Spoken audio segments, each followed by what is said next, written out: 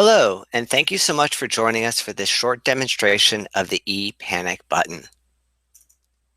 Unfortunately, workplace violence is a reality that is faced by companies and businesses throughout the world every day. These are unpredictable events, but there are things that you could do to help prevent them from occurring or mitigate the impact when they do occur. One thing that's unique about ePanic button is that you can create a range of buttons depending upon the level of severity. So for low-level concerns, such as an angry customer or a receptionist is just being overwhelmed, they can get support from coworkers or supervisors to help prevent things from escalating. As an example, we have one client where over at a health department, we had a patient or a customer who was not taking no for an answer. They waited a long time and they became irate and abusive. Well, they hit the e-panic button and got the support they needed to prevent it from escalating. However, the e-panic button can be used to indicate a much more serious event. It could even be utilized in a mass notification situation where you need to make your employees aware of a active shooter or a lockdown situation. In another example, at a hospital, we have a nurse that was being threatened with a knife. Well, she hit the e-panic button and she got the support that she needed from responders who were able to subdue the patient and nobody was hurt. And that's our end goal. We've been around since 2008, and we have hundreds of customers and thousands of users all across the globe.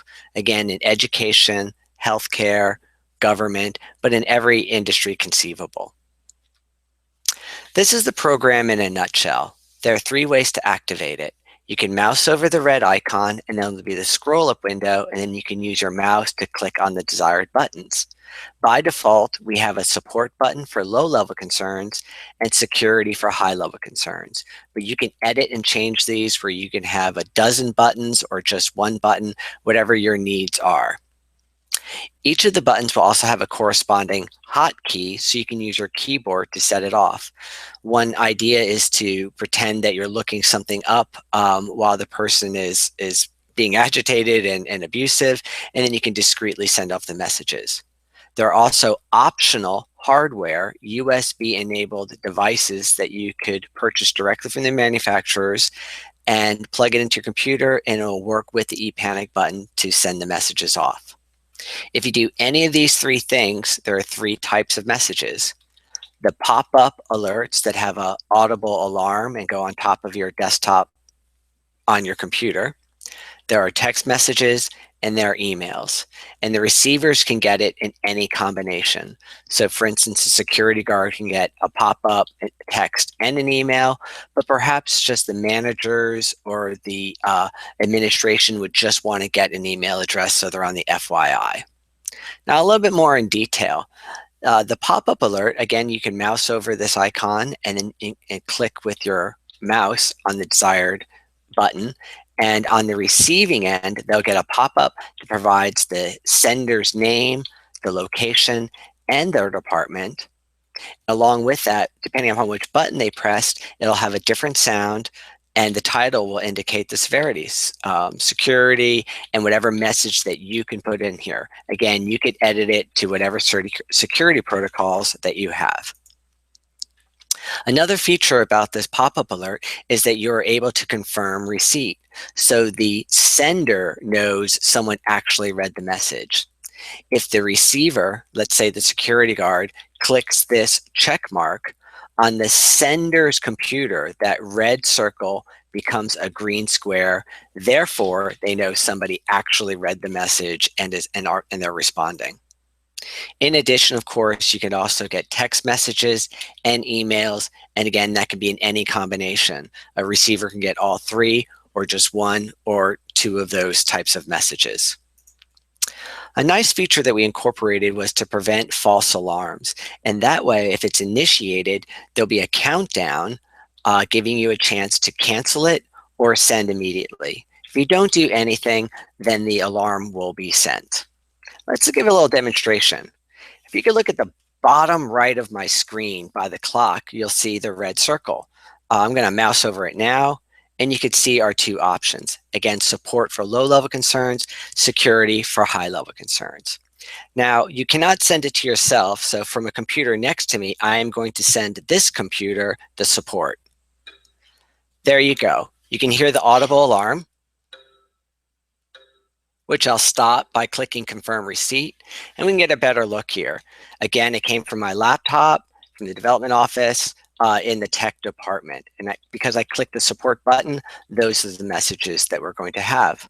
Now let's see something a little bit different. I'm going to click the security button, which has the send delay. When I click it, I'm given 10 seconds to either cancel or send, but I decide that I want to send right away. Again, I'm going to send this from my computer that's next to me. As you can tell, that noise is quite a bit louder and more attention grabbing because we want to indicate the severity of the issue. This is red, it says hi, indicating the severity, but more importantly, whatever title you give it is indicated here, and whatever message you give it is given here. But because it came from the same computer, it has the same sending information. Now, let me show you a few more things about this program. Again, with not only the versatility of the types of messages that are sent out, you're also given the ability to look at different groups. So it's all configured from a web portal your administrators log into. They can create different groups for different situations. They can create their buttons and determine who the receivers are. Regarding groups, try to think of groups as a template of buttons. So maybe you have a big statewide agency, or you have offices all across the United States. Naturally, your responders would be the ones local. So you can have the same buttons for offices in Cincinnati or Seattle or Washington, D.C., but you would change the receivers so that you know the local responders can be there in a faster manner.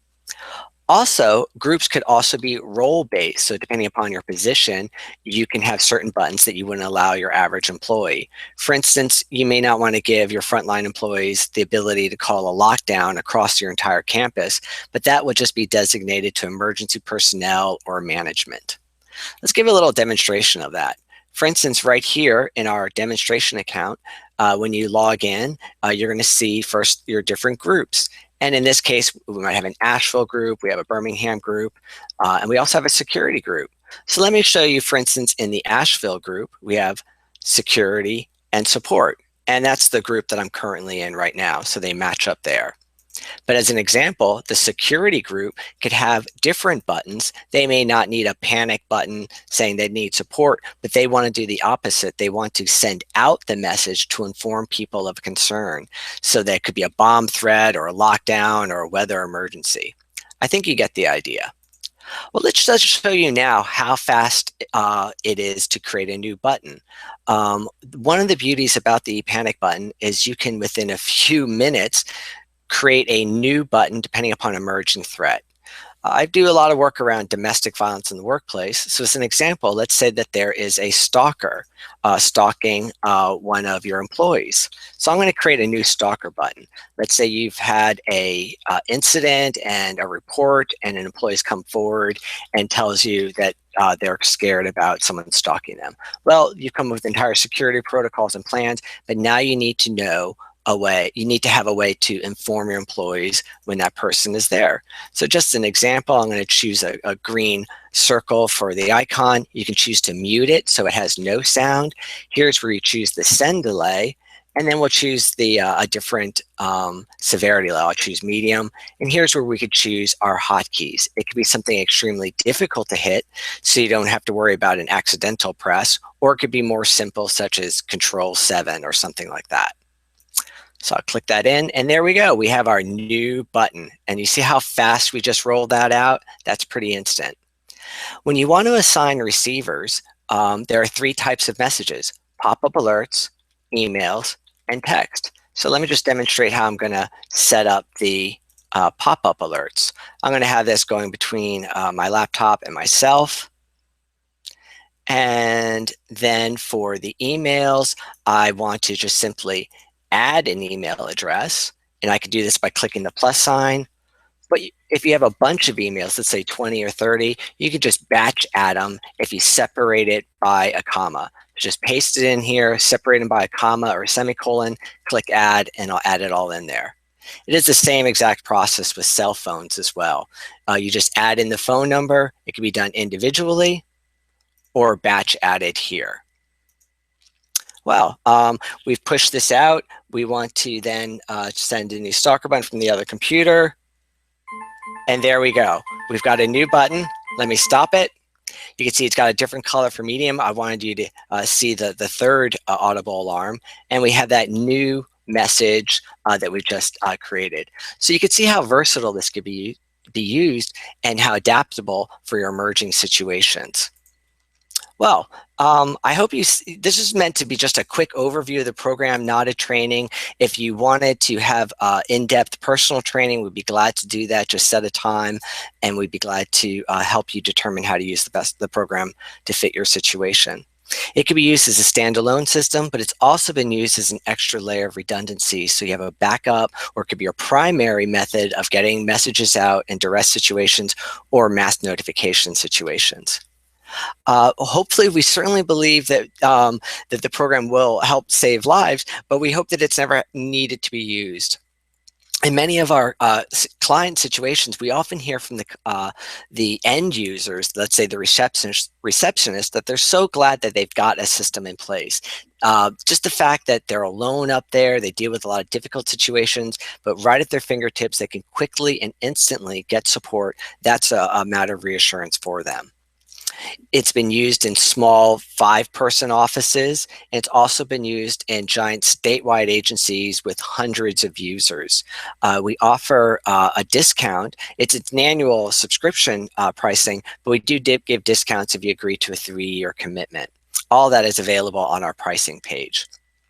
What that includes is the end user training. We'd be glad to help them, not only the end users about de-escalating skills or defusing hostile situations, also the administrative side, how to use that web portal that we saw earlier. Also, if there's any issues with installations or networking configurations, we provide that support as well. And also protocol advisement. So we're a security company that's been doing workplace violence since 2001.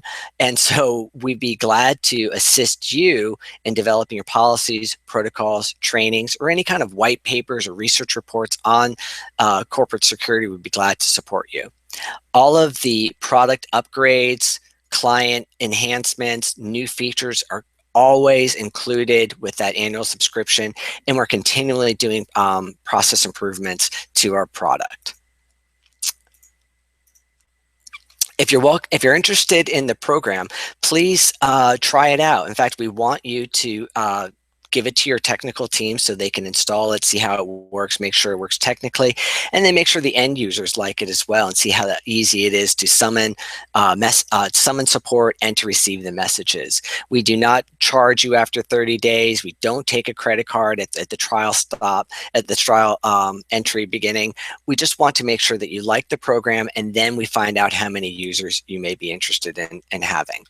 If you have any questions at all, or if we can do this demonstration just for your organization, if you want to bring in your security and your IT team and they want to ask technical or security questions, we'd be glad to do that. Just let us know and we can be glad to schedule it.